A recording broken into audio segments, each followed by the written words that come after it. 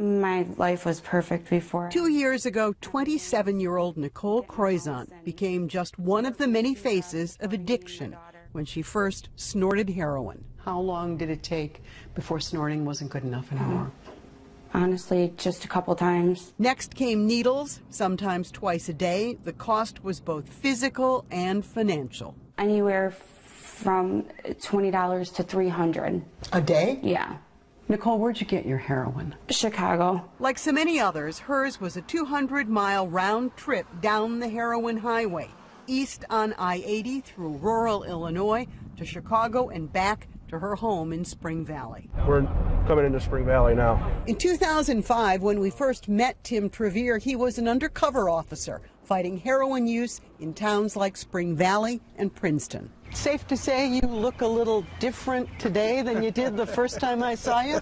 Yes, ma'am, it would be. His appearance has changed dramatically, so has his job title. He is now a chief deputy, but the issue hasn't really changed at all. Is this still an epidemic?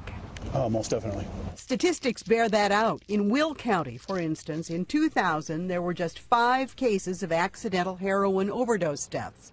In 2012, the number had skyrocketed to 46. Statistics help tell part of this story, but they can't begin to describe the depths or the consequences of a human being's dependency on this drug.